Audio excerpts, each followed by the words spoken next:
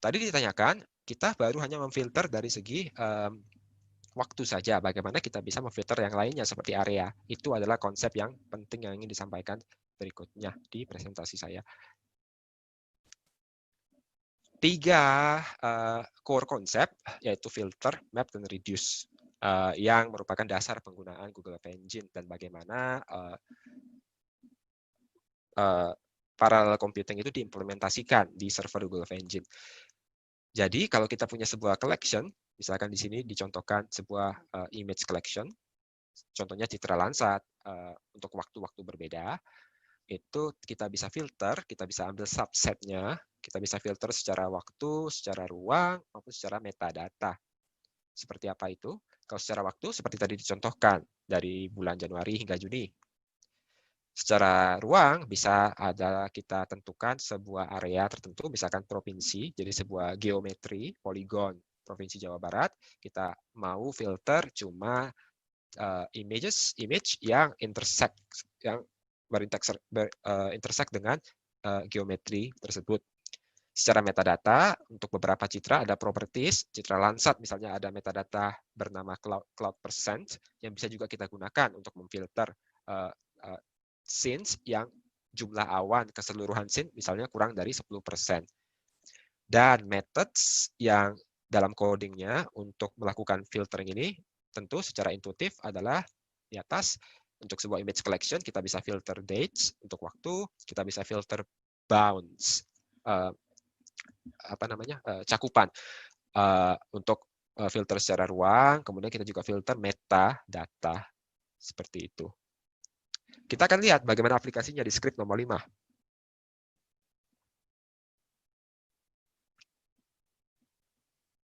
Ya. Kalau kita run script ini, kita bisa lihat apa yang dilakukan script ini. Kita sekarang zoom ke Palembang, dekat dengan Pangkal Pinang, asal saya.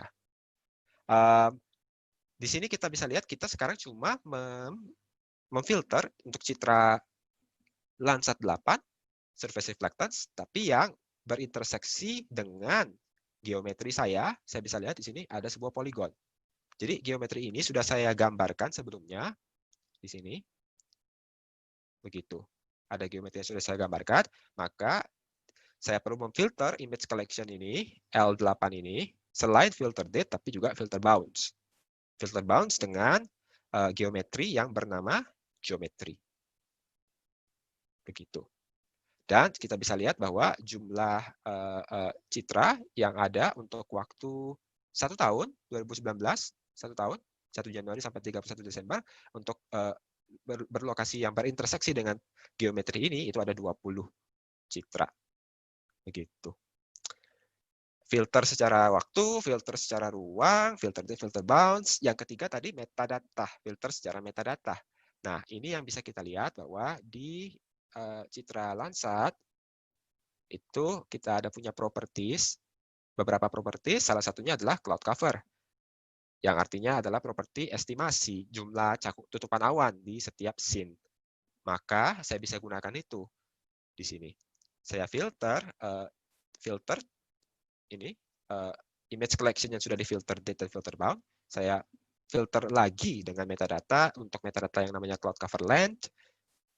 Yang ini yang bahwa nilainya harus kurang dari 20. Artinya saya cuma mau citra scenes yang cloud cover seluruh scene itu kurang dari 20%. Dan kalau kita lihat setelah saya filter itu, size-nya ada berapa? Sisa citranya di sini dari 20 tinggal 2 yang memenuhi kriteria tadi. Awan kurang dari 20%. Kemudian dari 2 citra yang awannya sedikit ini, kalau saya ingin mengambil citra yang pertama di image collection itu, saya bisa lakukan dot first. Artinya di sini untuk less cloudy itu ada 2 setelah difilter awan kurang dari 20%. Untuk mengambil image yang pertama di dalam image collection ini, saya gunakan dot first, sehingga kita bisa lihat ini hasilnya sebuah image. Jadi image collection ini dot first itu mengambil image yang pertama di dalam image collection tersebut. Seperti itu. Dan ketika saya sudah punya sebuah image, saya bisa tampilkan di peta seperti sudah dijelaskan sebelumnya. Seperti itu. Maka ini adalah image yang awannya kurang dari 20%, yang pertama yang tadi saya contohkan. Begitu. Jadi kita sudah melakukan filtering. Berikutnya ingin juga saya sampaikan di sini sedikit mengenai bagaimana melakukan operasi kepada image tersebut, kepada citra tersebut. Karena ini adalah tentunya operasi sederhana yang biasa kita lakukan, raster algebra kalau di ArcMap gitu. Artinya kalau misalkan dari citra Landsat ini saya ingin menghitung indeks simple ratio yang formulanya adalah band 5 dibagi band 4, itu saya bisa lakukan sebagai berikut. Band 5, band 4. Band 5 dari Landsat, jadi kita lihat lagi bahwa citra Landsat itu punya beberapa bands. Yang ini. Ada sejumlah band, dan kalau saya ingin memilih band tertentu, itu menggunakan select image.select band name. Sehingga saya akan pilih band 5 dengan image.select band 5. Image ini tadi yang tadi citra yang awalnya kurang dari 20% yang saya ambil yang pertama tadi. Kemudian saya pilih band 5, kemudian bagi metodenya adalah untuk server itu .divide. .divide, kemudian tentunya saya gunakan band 4 dari image tersebut. Jadi band 5 dibagi band 4, image.select band 5 dibagi image.select band 4. Seperti itu. Hasilnya bisa saya tampilkan di peta. Seperti ini. Begitu.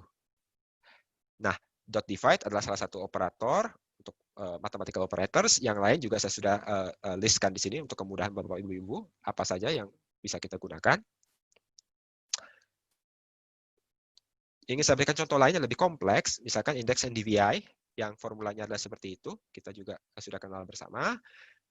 Nah, jika saya ingin lakukan secara manual, bisa saya lakukan dengan seperti ini tadi, maka dia akan menjadi image.select band 5 kurang image.select band 5 subtract image.select band 4 dibagi divide dalam kurung image.select band 5 add image.select band 4. Begitu. Tetapi kita perlu tahu bahwa banyak shortcut yang telah diberikan di built-in methods Google App Engine.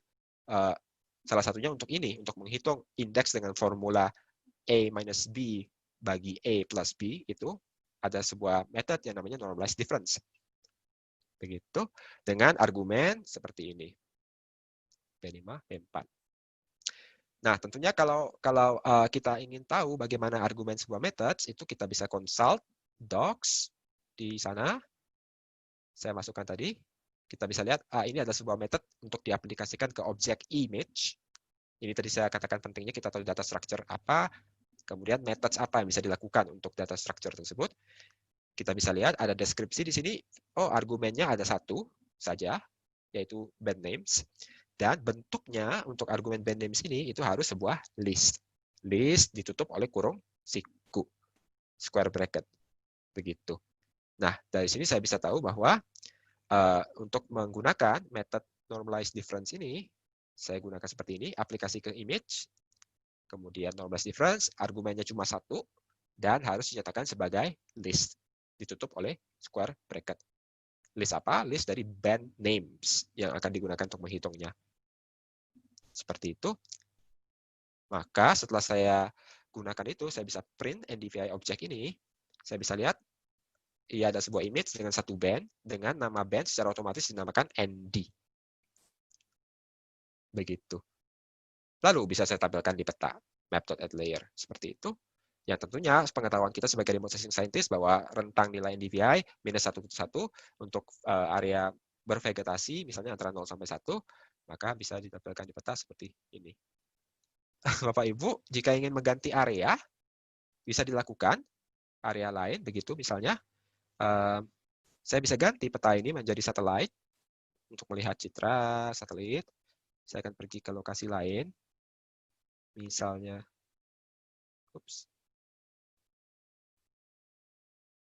Katakanlah saya ada di sini, saya ingin membuat area of interest, region of interest di sini. Saya bisa lakukan itu di sini, ada drawing tools. Bisa buat titik, bisa buat poligon tidak beraturan, bisa buat poligon rectangle. Misalkan saya ingin buat yang tidak beraturan saja. Itu maaf, saya lupa bahwa di sini saya sudah buat satu geometri, maka kita perlu buat yang baru. Kita buat yang baru, new. Otomatis dinamakan geometri 2, Bapak Ibu bisa mengganti namanya. Bebas, misalkan ROI. Sebuah geometri yang bernama ROI. Lalu saya klik OK. Di sini nanti Bapak Ibu akan lihat bahwa ada 3 bentuk yang bisa digunakan. Geometri, feature, feature collection. Untuk sekarang kita gunakan geometri biasa saja. Saya buat begitu. Sebuah layer dengan nama ROI. Kemudian saya akan klik supaya layer itu aktif. Dan saya bisa membuat gambar. Menggambar secara manual area saya. Misalkan saya gambar di sini. Seperti itu. Area saya. Setelah saya selesai, maka saya bisa exit. Saya exit. Bukan mode menggambar lagi. Maka saya bisa lihat setelah saya melakukan itu di atas akan terimport. Selain yang pertama tadi sudah ada yang baru saya bikin tadi, saya buat tadi dengan nama ROI, sebuah poligon dengan 6 vertices ROI. Nah, ini saya bisa gunakan, maka saya bisa mengganti filter bound saya itu menjadi ROI. Di sini juga saya akan ganti menjadi ROI. Ini memfokuskan tampilan peta. Kita center petanya di geometri ini. Jadi kalau saya run ini, maka yang terjadi adalah kita sekarang fokus ke area ini. Kemudian kita telah filter citra yang berinterseksi dengan area ini. Dan kebetulan mungkin memang yang awannya itu sedikit hanya di situ. Dan bisa dilakukan proses operasi ke image untuk membuat indeks seperti yang ini. Simple ratio ataupun normalized difference vegetation index. Sekedar demonstrasi saja bagaimana Bapak-Bapak Ibu-Ibu bisa membuat area of interest sendiri untuk memfilter area image collection, filter bounds. Jadi beberapa konsep di sini telah kita sampaikan, filter waktu, ruang, metadata, kemudian operasi band matematika sederhana antara bands di dalam sebuah image. Bisa dilakukan seperti tadi. Di bagian bawah ada saya listkan untuk kemudahan Bapak Ibu nantinya bahwa ada banyak lagi filter yang bisa digunakan sebenarnya. Kita bisa filter dari segi tanggal, calendar range seperti ini, bisa juga day of year. Kita bisa juga memfilter dari sisi yang lainnya untuk metadata. Tidak hanya tadi adalah less than saya gunakan seperti ini less than. Maka untuk filter metadata itu operator lain ada equals, greater than, not equals, dan sebagainya sesuai keperluan Bapak Ibu. Kemudian ya satu hal yang saya ingin tunjukkan mungkin cara memfilter itu tidak hanya seperti ini. Hal serupa itu bisa saya lakukan seperti ini. Jadi misalkan seperti ini. Jadi saya bukan gunakan dot filter metadata tapi filter saja. Jadi ini adalah filter secara umum. Kemudian saya perlu masukkan sebuah filter saya dengan seperti ini. i.filter. Nah, misalkan saya ingin memfilter hal yang sama, maka i.filter untuk less than itu operatornya adalah, kita lihat di sini, LT, less than, kurang dari. Kalau yang ini less than or equals to, kurang dari atau sama dengan. Greater than or equals to, lebih dari atau sama dengan. Greater than, lebih dari. Ataupun NEQ not equals to, tidak sama dengan. Nah, ini nanti Bapak Ibu bisa inspeksi lebih jauh lagi. Nah, saya akan gunakan less than LT. Kemudian saya akan masukkan ini nama yang sama seperti itu. Kemudian less than 20 seperti ini. Maka kalau saya juga print hal yang sama, saya beri nama 2, saya akan lihat akan muncul objek less kali 2 yang sama. Isinya ada 14 elemen, seperti itu. Jadi di sini informasi singkat bahwa ada filter metadata, ada dot filter yang lebih umum untuk bisa menggunakan berbagai macam operator untuk method fungsi melakukan filter yang akan Bapak Ibu bisa explore lebih jauh nantinya. Baik, mungkin saya akan lanjutkan presentasi ini. Filter sudah kita bahas. Berikutnya. Untuk filter, jadi kita bisa lihat, kita bisa memfilter tidak hanya image collection, tapi juga feature collections, data vector. Misalnya yang di atas kayak punya feature collection, yang mana feature-nya adalah polygon ataupun provinsi di sini, provinsi. Saya bisa filter berdasarkan area, filter bounds, jadi feature collection dan filter bounds untuk area yang saya gambar di sana. Maka hanya features yang berinterseksi dengan area itu akan dihasilkan. Saya juga bisa filter berdasarkan metadata ataupun properti attribute table. Maka kalau misalkan feature collection ini punya attribute yang namanya geometry area, maka saya juga bisa filter feature collection ini menggunakan filter metadata. Begitu. Jadi di sini misalkan saya bisa filter berdasarkan properti geometry area yang lebih besar dari katakan bisa 10 square kilometer, maka hasilnya seperti ini. Jadi bisa filter bounds, bisa filter biasa menggunakan metadata seperti itu.